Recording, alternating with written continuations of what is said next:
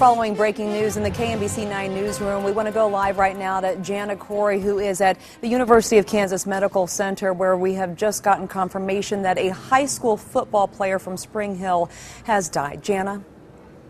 Yes, very sad news this morning. I just talked with this school district, and they're not confirming a lot right now, but what they told us is that they do have grief counselors on hand at Spring Hill High School today to help students and staff after the passing of a senior football player. And we understand that he was life-flighted here to KU Medical Center, where he has passed away. Again, his name has not been released at this point, but obviously a very, very sad situation for the students at Spring Hill High School as a senior football player has passed away. This is a story that we are continuing to follow, continuing to get more information, and we'll certainly pass that along to you. We are live outside of KU Medical Center. I'm Jana Corey. Back to you in the studio. A small Kansas town is grieving the loss of a young, talented student. Now, Spring Hill High School football player died after collapsing on the sidelines. Chris Hernandez is live in Spring Hill, where it's been a very tough and emotional day. Chris?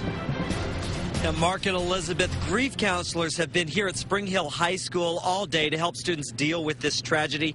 Nathan Stiles was simply an all-American kid, very well known here. We've talked with the family's pastor. She was at the hospital with the family overnight. She tells us a little bit about what happened and why this is such a tragic loss for the entire community. He had scored 2 touchdowns in the game at Osawatomie. He had had a concussion about 3 weeks beforehand. He was out of the games. He did not play. He followed the doctor's orders. He was released for the last game of the season in Osawatomie. Lori Johnston is the family's pastor at Hillsdale Presbyterian Church and says Nathan was strong on the field and strong in his faith. About 50 people were praying at the hospital until 4 a.m.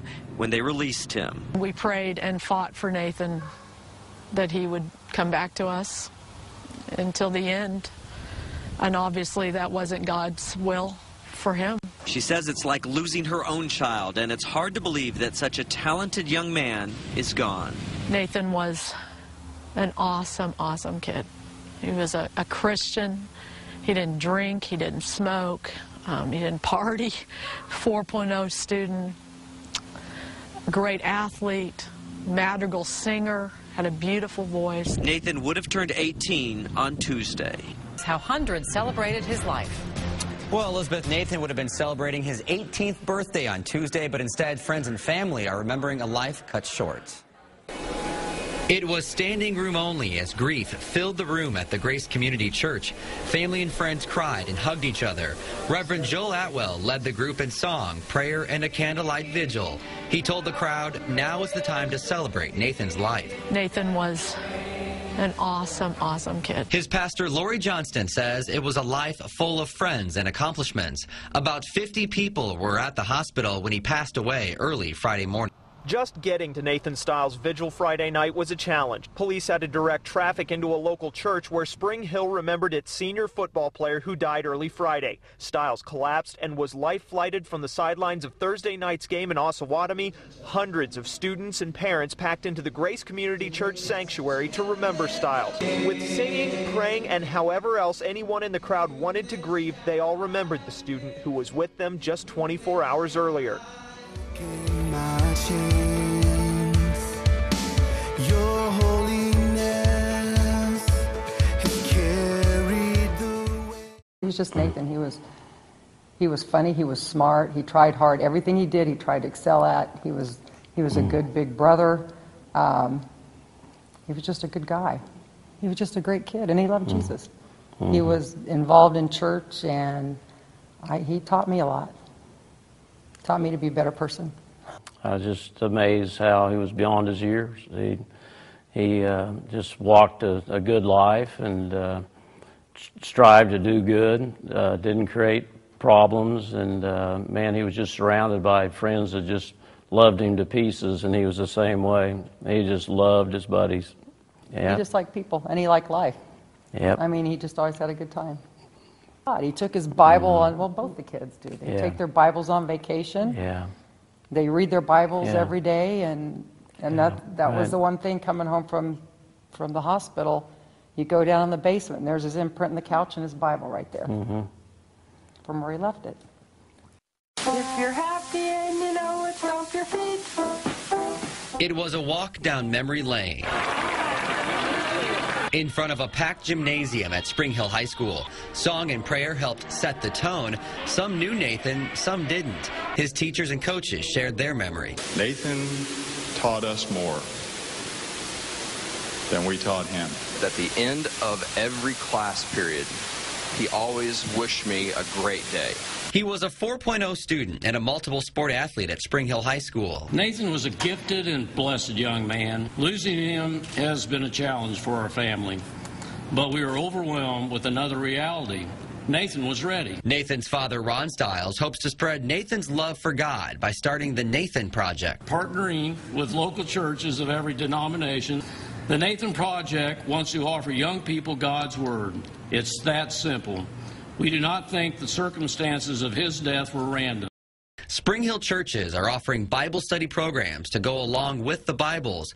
One teacher said if everyone started treating others like Nathan did, the world would be a better place.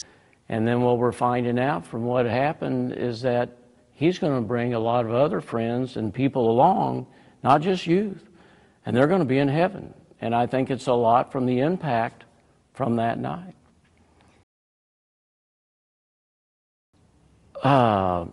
Trying to bring people to Jesus, basically, and show them the Bible, and show them the Word, and show them how to live their life. You know, Jesus, he said, if you love me, you will obey my commands. And we want people to love Jesus and obey the commands, and when we get in the Word of the Bible, it'll help them live a better life. Something good has to come out of something tragic. Mm-hmm. And Nathan so loved his buddies, and he just wanted everyone to share that. I thought, what better way than to hand people a Bible who don't have one, but not just hand them a Bible, but encourage them to read the Bible, because it doesn't do any good if it's on your end table. You have to read it. And you know, the Bible tells you some things sometimes you don't want to hear. Mm-hmm. It sets a standard for us to live by if you're so inclined to believe the Bible, which we are. Mm-hmm. And I mean, 600 people filed down to get a Bible. Mm-hmm. And that, we just said people that didn't have a Bible. So, I mean, I don't know how many other people it touched. That was just people who wanted a Bible. It's definitely not just youth. There's folks that are my age, older, a little younger, but it's not just youth. It has had a huge impact on their life. Well, several I've handed a Bible, and I think they're going to be part of the Nathan Project. And the Nathan Project's going to have a lot of different avenues, but it's basically open the Bible to read it and walk in your faith and be with Jesus, and just be committed. Just be committed. Just find a church. You know, find your church family. I would love to see it in every state. I mean, it's more than, I always said it's more than about my church or your church or their church. It's about God. Mm-hmm. And it's a worldwide message. Mm-hmm. It's just so many people are just so hurt and so lost, and they don't know where to turn. And everyone has a hole, and what do you fill it with? I think God's the best thing you can fill it with. Jesus.